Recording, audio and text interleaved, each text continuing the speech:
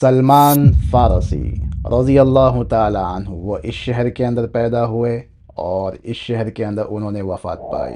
ہمیں ان کے بارے میں صرف خندق کا واقعہ ہی پتہ ہے، ہمیں یہ نہیں پتہ کہ یہ بادشاہ کے گھر کے اندر پیدا ہوئے، ہمیں یہ نہیں پتہ کہ بادشاہ کے گھر میں پیدا ہونے کے باوجود 15 سے 19 سال انہوں نے غلامی کے اندر گزارے۔ ہمیں یہ نہیں پتہ کہ یہ ایک اکلوتے صحابی ہے جنہیں 4 لینگویج آتی تھی: ہیبریو، ارامائک، پرشین اور عربک۔ ہمیں یہ نہیں پتا کہ یہ 3 مذہب کے اسکالر رہ چکے ہیں۔ ہمیں یہ نہیں پتا کہ سلمان فارسی نے حضور صلی اللہ علیہ وسلم کی نبوت کو کیسے ٹیسٹ کیا۔ ہمیں یہ نہیں پتا کہ حضور صلی اللہ علیہ وسلم نے کس طریقے سے انہیں آزاد کرایا۔ ہمیں یہ نہیں پتا کہ حضور صلی اللہ علیہ وسلم نے انہیں اپنا اہل بیت کیوں فرمایا۔ ہمیں یہ نہیں پتا کہ آپ صلی اللہ علیہ وسلم کے وفات کے بعد میں سلمان فارسی کہاں چلے گئے۔ تو چلیے جانتے ہیں اس ویڈیو کے اندر سلمان فارسی کی کہانی خود ان کی زبانی، لیکن انہوں نے اپنی کہانی کیوں سنائی اور کس کو سنائی۔ اگر آپ بچپن سے کسی کو اپنے گھر میں آتے ہوئے دیکھو، اپنے والد سے ملنے کے لیے، اپنے ابا سے ملنے کے لیے، اپنے ڈیڈی سے ملنے کے لیے، تو آپ کے دل میں سوال ہوگا کہ یہ کون ہے جو میرے والد کے ساتھ میں روزانہ ملتا ہے، یہ کون ہے جو روزانہ ہمارے گھر کے اندر آتا ہے۔ ویسے ہی عبداللہ ابن عباس جو کہ 12 سے 13 سال کے ایک لڑکے تھے، آپ صلی اللہ علیہ وسلم کے چچا کے لڑکے، وہ دیکھتے تھے کہ یہ سلمان فارسی رضی اللہ تعالیٰ عنہ روزانہ آپ صلی اللہ علیہ وسلم کے گھر میں آتے ہیں، اور یہ عربی نہیں ہے، یہ دوسرے ملک کے ہے، یہ یہاں پر کیسے آ گئے ہیں۔ ان کے دل میں یہ سوال ہوا کہ فارس کا ایک آدمی یہاں پر آ گیا ہے اور آپ صلی اللہ علیہ وسلم کے اتنے قریب ہو گیا ہے۔ تو ایک بچے کے دل کے اندر سوال آیا، تو اس بچے نے خود سلمان فارسی رضی اللہ تعالیٰ عنہ سے پوچھا کہ آپ کی کہانی کیا ہے، آپ کی اسٹوری کیا ہے۔ تو یہاں پر سلمان فارسی رضی اللہ تعالیٰ عنہ ایک بچے کو اپنی کہانی سناتے ہیں۔ تو حضرت سلمان فارسی رضی اللہ تعالیٰ عنہ فرماتے ہیں عبداللہ ابن عباس کو کہ میں اصفہان کے شہر کے اندر پیدا ہوا اور وہاں پر ہی بڑا ہوا۔ وہاں پر ایک گاؤں تھا جس کا نام تھا جیو۔ اصفہان آپ کو بتا دوں یہ ایک ایران کا شہر ہے جو آج بھی موجود ہے۔ آگے فرماتے ہیں کہ میرے والد صاحب اس گاؤں کے بڑے چیف تھے، بڑے مذہبی انسان تھے، اور مجھ سے بہت ہی زیادہ محبت کرتے تھے، اتنی محبت کرتے تھے کہ مجھے گھر کے اندر قیدیوں کی طرح رکھتے تھے، یعنی کہ مجھے نکلنے نہیں دیتے۔ وہ ساتھ میں کہتے ہیں جس طرح سے لڑکیوں کو رکھا جاتا ہے سیف، ویسے ہی مجھے گھر کے اندر رکھتے تھے، کبھی بھی باہر نکلنے نہیں دیتے۔ گھر میں رہ کر میرا کام کیا تھا؟ میرا کام تھا آگ کی حفاظت کرنا۔ آپ نے سنا ہوگا آتش کدہ، آتش کدہ کسے کہتے ہیں؟ آگ کے رکھنے کی جگہ۔ اور آپ کو بتا دوں کہ ایرانین لوگ، اس زمانے کے پرشین لوگ کون سے مذہب کے تھے؟ زوراشٹرین مذہب کے تھے، یعنی کہ وہ آگ کی پوجا کرتے تھے۔ ان کے لیے آگ جلی رہنا ہمیشہ یہ بہت ہی ضروری ہوا کرتا تھا۔ آپ نے سنا ہوگا کہ آپ صلی اللہ علیہ وسلم پیدا ہوئے تو ان کی آگ بجھ گئی۔ تو یہ ایران کے آتش کدے یعنی کہ آگ کی پوجا کرنے والے لوگ تھے، اور ان کے ابا ان سے اتنی محبت کرتے تھے کہ گھر کے اندر ہی رکھتے تھے۔ انہیں ایک کام دے دیا تھا کہ تم آگ کے پاس رہا کرو، اس کی حفاظت کرو اور اسی مذہب کی پوجا کیا کرو۔ جیسا کہ بتایا کہ میرے والد صاحب ایک گاؤں کے بڑے چیف تھے، بادشاہ تھے، تو بہت ہی زیادہ ان کے پاس میں زمینیں تھی، کھیتی تھی۔ ایک دن ایسا آیا کہ وہ بہت ہی زیادہ بیزی ہو گئے تھے لوگوں کے ساتھ میں بات چیت کرنے میں یا پھر ذمہ داریوں کے اندر۔ تو مجھے کہا کہ بیٹا میں آج بیزی ہوں، آج تمہیں موقع دیتا ہوں گھر سے باہر نکلنے کے لیے۔ تم جاؤ، جو ایک ہمارا کھیت ہے، جو ایک ہمارا باغ ہے، وہاں پر جا کے اسے دیکھ کے آؤ۔ بتا دیا کہ وہاں جا کے تمہیں کیا کیا کرنا ہے، اور دیکھو زیادہ دور مت جانا، زیادہ دیر کے لیے مت جانا، جلدی جا کے کام ختم کر کے جلدی آ جانا۔ اور آپ کو بتا دوں کہ سلمان فارسی رضی اللہ تعالیٰ عنہ کا نام اس وقت سلمان نہیں تھا بلکہ روز بے تھا۔ تو یہ روز بے اپنے گھر سے نکلتے ہیں اپنے ابا کے حکم سے ایک باغیچے کی طرف جو انہیں دیکھ بھال کرنی تھی یا ان کا جائزہ لینا تھا۔ تو راستے کے اندر ایک چرچ کے پاس سے ان کا گزر ہوتا ہے۔ انہوں نے کبھی کرسچن کو دیکھا نہیں تھا، کبھی چرچ کو دیکھا نہیں تھا، کبھی گھر سے باہر نہیں نکلے تھے۔ تو چرچ کے اندر لوگ عبادت کر رہے تھے، گھنٹیوں کی انہوں نے آواز سنی، تو وہ چرچ کے اندر داخل ہو گئے۔ دیکھا کہ وہ لوگ عبادت کر رہے ہیں۔ اس زمانے میں جو کرسچن تھے وہ سجدہ بھی کرتے تھے، سجدہ کر رہے ہیں، اللہ کا نام لے رہے ہیں۔ تو وہ ان سے بہت ہی زیادہ امپریس ہوئے اور دل میں سوچا کہ یہ مذہب ہمارے مذہب سے اچھا ہے۔ تو یہ اس باغیچے کی طرف نہیں گئے بلکہ یہاں پر ہی انہوں نے رہنے کا فیصلہ کیا، مغرب تک کے یہاں پر رہے، اور پھر اندر جا کے ان پادریوں سے بات کی اور پوچھا کہ یہ مذہب کہاں سے آیا ہے۔ تو انہوں نے جواب دیا کہ یہ شام سے آیا ہے۔ شام یعنی کہ اس زمانے کا سیریا، فلسطین وغیرہ جو ایریا ہے پورا شام کہلاتا تھا۔ تو وہاں سے یہ مذہب آیا ہے۔ جب شام کو یہ گھر پہ لوٹے تو ان کے ابا نے کہا کہ تم کہاں تھے دن بھر؟ میں تمہاری فکر کر رہا تھا، میں نے تمہیں کسی کام سے بھیجا تھا۔ تو روز بے جواب دیتے ہیں کہ میں ایک چرچ کے اندر گیا تھا، وہاں میں نے دیکھا کہ یہ مذہب ہمارے مذہب سے زیادہ اچھا ہے، اسی وجہ سے میں شام تک کے وہاں پر رک گیا۔ تو ان کے ابا غصے ہو گئے اور کہنے لگے کہ کوئی بھی مذہب ہمارے مذہب سے اچھا نہیں ہے، جو ہمارے باپ داداؤں کا مذہب تھا وہی مذہب اچھا ہے۔ جس بات کا ڈر تھا اسی وجہ سے انہوں نے اپنے بچے کو گھر میں رکھا تھا، وہی بات ہوئی کہ وہ باہر نکل کے دوسرے مذہب سے امپریس ہو گئے۔ اب ان کے ابا نے انہیں گھر کے اندر لاک کر دیا، پیروں کے اندر چین ڈال دی۔ وہ کہتے ہیں کہ میں نے کسی طریقے سے خط بھیجایا چرچ کے اندر پادری کے پاس میں کہ کہا کہ جب بھی کوئی قافلہ آئے گا شام میں سے تو مجھے بتا دینا، مجھے انفارم کر دینا، اور جب یہ قافلہ جانے لگے گا تب بھی مجھے انفارم کر دینا۔ تو انہوں نے اسے انفارم کیا۔ تو سلمان کہتے ہیں کہ میں نے کسی طریقے سے گھر سے نکل کے اس قافلے کے اندر میں جوائن ہو گیا اور میں شام تک کے پہنچ گیا۔ شام پہنچنے کے بعد میں لوگوں سے پوچھا کہ یہاں کا سب سے بڑا پادری کون ہے؟ تو لوگوں نے جب بتایا تو وہ ان کے پاس چلے گئے اور کہا کہ میں کرسچن ہونا چاہتا ہوں اور آپ کے ساتھ رہ کے آپ کی خدمت کرنا چاہتا ہوں، آپ سے سیکھنا چاہتا ہوں۔ یہاں پر میں آپ کو 2 پوائنٹ بتاؤں گا۔ بادشاہ کے گھر کے اندر پیدا ہونے کے باوجود کسی چیز کی کمی نہیں تھی ان کو، لیکن دیکھا کہ یہ غلط چیز ہے، مجھے صحیح یہ لگا، تو انہوں نے اپنے گھر کو چھوڑ دیا، بادشاہ کے گھر کو چھوڑ دیا۔ دوسرا پوائنٹ یہ ہے کہ انہوں نے پہلے سے ہی اپنا مینٹر تلاش کرنے کی کوشش کی اور مینٹر بنا لیا۔ تو پادری مان گیا کہ تم میرے ساتھ میں رہ سکتے ہو، تو کچھ دنوں تک کے روز بے اس پادری کے ساتھ میں رہے۔ ساتھ میں رہنے کے ساتھ ساتھ انہیں یہ پتہ چلا کہ یہ آدمی کرپٹ ہے، کہ لوگ جو چندہ دیتے تھے چرچ کے اندر اس چندے کو وہ اپنے کام کے اندر یوز کرتا تھا، غریبوں کو نہیں دیتا تھا۔ اب سلمان فارسی جو صحیح اور غلط کی وجہ سے اپنا گھر چھوڑ سکتے ہیں، بادشاہ والی زندگی چھوڑ سکتے ہیں، تو یہ انہیں کیسے برداشت ہوگا؟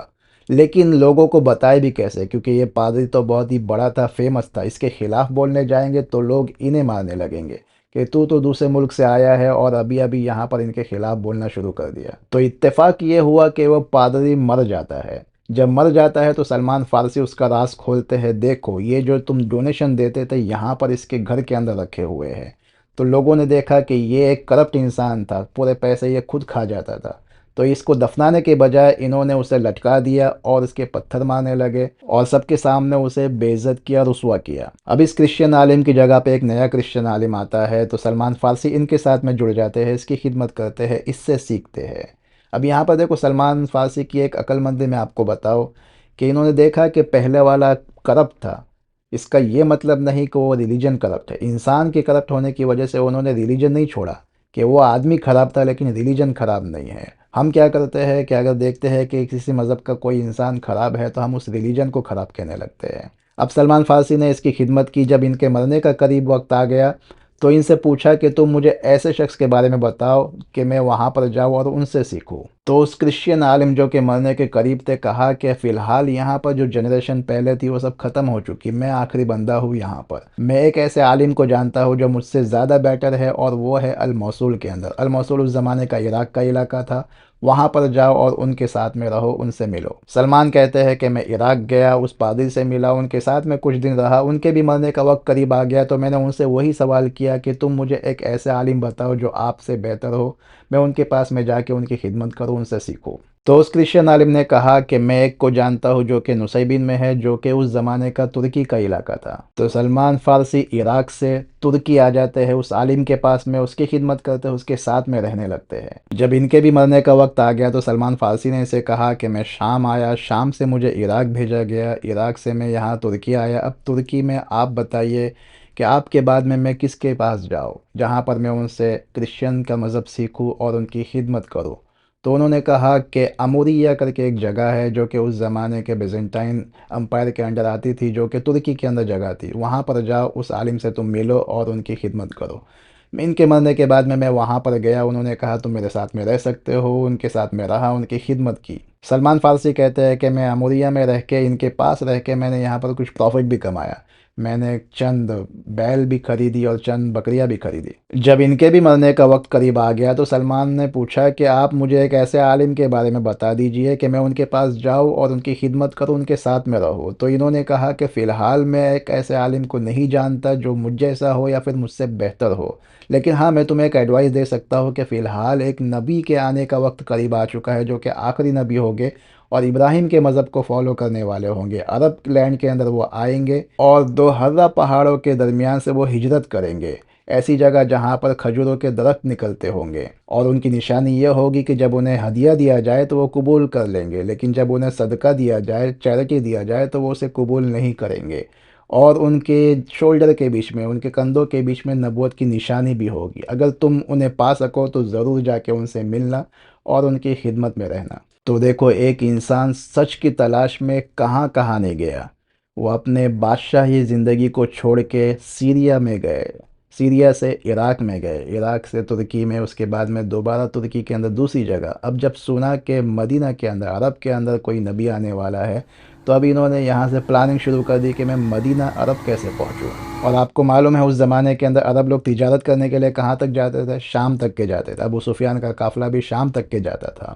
تو انہیں پتہ چلا کہ عرب کا قافلہ یہاں پر آنے والا ہے، تو انہوں نے اموریہ کے اندر رہ کر انتظار کیا کہ عرب کا کوئی قافلہ آئے گا تو میں ان کے ساتھ میں جوائنٹ ہو جاؤں گا۔ جب ایک عرب کا قافلہ یہاں پر آیا تو میں نے ان سے کہا کہ مجھے بھی آپ کے ساتھ میں لے کے چلو۔ انہوں نے کہا کہ تم کیا دو گے؟ تو حضرت سلمان کہتے ہیں کہ جو میں نے یہاں پر کمایا تھا، بکریاں اور بیل وغیرہ، میں نے انہیں دے دیا اور کہا کہ تم مجھے اپنے ساتھ میں لے کے چلو اور مجھے عرب کے اندر چھوڑ دو۔ میں نے انہیں اپنی بکری دے دی، بیل دے دیے، اور انہوں نے اپنے ساتھ میں مجھے لے لیا۔ اب جب ہم پہنچے وادی القریٰ، جو کہ مدینہ اور سیریا کے بیچ کے اندر کی جگہ ہوتی ہے، جب وہاں پر ہم پہنچے تو انہوں نے اپنا ایگریمنٹ توڑ دیا، اپنی زبان سے مکر گئے، اور انہوں نے مجھے جیوز کو، یعنی کہ یہودی کو بیچ دیا۔ اب دیکھو، ایک بادشاہ کی زندگی چھوڑ کے یہاں پر آ کے غلام بن گئے۔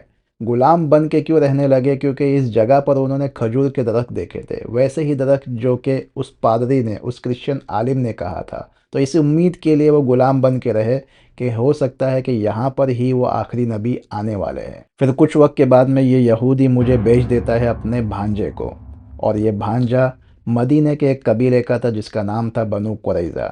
اب یہ بھانجا مجھے لے جاتا ہے یثرب، یعنی کہ مدینہ لے جاتا ہے، اور میں یہاں پر اسی درخت کو دیکھتا ہوں جیسے کہ اس عالم نے مجھے بتایا تھا۔ اور اس وقت میں آپ صلی اللہ علیہ وسلم نبی بن چکے تھے، لیکن وہ مکہ کے اندر تھے، لوگوں کو دعوت دے رہے تھے۔ مجھے اتنا کچھ پتہ نہیں چلا کیونکہ میں غلام تھا اور یہاں پر خدمت کے اندر بہت ہی زیادہ بیزی تھا، مجھے یہ سب باتیں نہیں پتہ چلتی تھی۔ اب یہاں سے دل دہلانے والی بات حضرت سلمان رضی اللہ تعالیٰ عنہ سنتے ہیں۔ وہ کہتے ہیں کہ آپ صلی اللہ علیہ وسلم ہجرت کر کے مدینہ آ گئے، اور میں اس وقت کھجور کے درخت پہ چڑھا ہوا تھا، اور میرا آقا نیچے بیٹھا ہوا تھا، کچھ کام کے اندر مشغول تھا۔ میرے آقا کا بھتیجا آتا ہے اور کہتا ہے کہ ہلاک ہو بنو قیلا والے، یہ لوگ قبا کے اندر جمع ہو رہے ہیں کیونکہ کوئی آدمی مکہ سے مدینہ آ رہا ہے اور وہ نبی ہونے کا اعلان کرتا ہے، نبی ہونے کا دعویٰ کرتا ہے۔ جیسے ہی سلمان رضی اللہ تعالیٰ عنہ نے اوپر سے یہ سنا، ان کے تو ہوش اڑ گئے۔ وہ کہتے ہیں کہ میرا ٹھکانہ نہیں رہا، میں گرنے ہی والا تھا، لیکن میں نے اپنے آپ کو کنٹرول کیا اور میں نیچے اتر کے سیدھا پوچھنے لگا کہ کیا کہا تم نے؟ کیا کہا؟ واپس سے سناؤ، یہ خبر سناؤ واپس سے، کیا کہا تم نے؟ میرا آقا مجھ پر بہت ہی زیادہ غصہ ہو گیا، مجھے چلانے لگا، جا تو اپنا کام کر، تجھے اس سب سے کیا لینا دینا؟ تو جو کہ وہ غلام تھے انہوں نے کہا کچھ نہیں، میں تو بس دیکھنا چاہتا کہ میں نے برابر سنا کہ نہیں سنا، اسی وجہ سے میں پوچھ رہا تھا۔ اب یہ غلام تھے تو انہوں نے کیسے محنت کر کے کچھ کھجوریں خریدی تاکہ وہ آپ صلی اللہ علیہ وسلم کے پاس میں جائے اور چیک کرے کہ یہ ریئل نبی ہے یا نہیں، اصلی نبی ہے یا نہیں۔ کیونکہ اس پادری نے تین چیزیں بتائی تھی، تین نشانی بتائی تھی۔ ایک تو کہ اگر انہیں ہدیہ دیں گے تو وہ قبول کر لیں گے، اگر چیریٹی وغیرہ دیں گے، صدقہ دیں گے تو وہ قبول نہیں کریں گے، اور ان کے کندھے کے بیچوں کے اندر ایک نبوت کا نشان ہوگا۔ تو یہ تینوں چیز چیک کرنے کے لیے وہ سب سے پہلے کھجور جمع کرتے ہیں۔ تو میں قبا پہنچا اور دیکھا کہ لوگ وہاں پر جمع ہوئے تھے، تو میں نے اپنی کھجوریں لے کے آپ صلی اللہ علیہ وسلم کی خدمت میں پیش کی اور کہا کہ یہ آپ کے لیے صدقہ ہے۔ تو آپ صلی اللہ علیہ وسلم نے اسے لے لیا اور کھولا اور لوگوں کو بانٹ دیا، لیکن اس میں سے آپ نے نہیں کھایا۔ تو حضرت سلمان کی ایکسائٹمنٹ اور بڑھتی گئی کہ ایک نشانی پوری ہوئی، ایک نشانی پوری ہوئی۔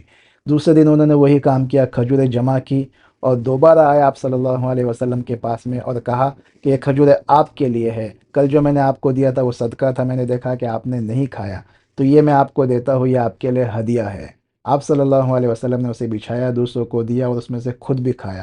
حضرت سلمان رضی اللہ تعالیٰ عنہ کی ایکسائٹمنٹ اور بڑھ گئی، لیکن اب بھی ایک چیز باقی تھی، یعنی کہ مہر نبوت کو کنفرم کرنا۔ حضرت سلمان یہ کوشش میں تھے، یہ فکر میں تھے کہ میں یہ کیسے کنفرم کر پاؤں گا، کیونکہ یہ مہر نبوت تو آپ کے پیٹھ کے اوپر تھی، یعنی کہ دونوں کندھوں کے بیچ میں، تو یہ میں کیسے دیکھ پاؤں گا اسی فکر کے اندر تھے کہ ایک صحابہ کا انتقال ہو جاتا ہے جو کہ اسلام کے اندر سب سے پہلے انتقال کرنے والے تھے، جن کا نام تھا اسد ابن زرارہ۔ آپ صلی اللہ علیہ وسلم بقیع الغرقد میں انہیں دفن کرنے کے لیے گئے، یعنی کہ جنت البقیع کے اندر، تو آپ نے دو چادر اوڑھی ہوئی تھی۔ حضرت سلمان کہتے ہیں کہ میں دیکھ رہا تھا، دیکھنے کی کوشش کر رہا تھا کہ کس طرح سے کہ چادر ہٹ جائے اور میں مہر نبوت کو دیکھ لوں، لیکن نہیں دیکھ پا رہا تھا۔ بار بار کوشش کر رہا تھا کہ میں چادر کے نیچے سے دیکھ لوں۔ آپ صلی اللہ علیہ وسلم نے نوٹس کیا کہ یہ کوئی مجھے دیکھ رہا ہے، کچھ چیز کنفرم کرنا چاہ رہا ہے، تو آپ صلی اللہ علیہ وسلم نے خود ہی چادر ہٹا کے بتا دیا۔ حضرت سلمان فارسی رضی اللہ تعالیٰ عنہ آپ صلی اللہ علیہ وسلم کو گلے لگاتے ہیں، چومتے ہیں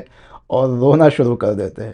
30 سال، 30 سال بادشاہت کو چھوڑا، در بدر بھٹکے، غلامی کی، اس کے بعد میں سچائی کا راستہ یہاں پر جا کے ملا۔ تو آپ صلی اللہ علیہ وسلم نے پوچھا کہ کیا ہے تمہاری سٹوری، بتاؤ۔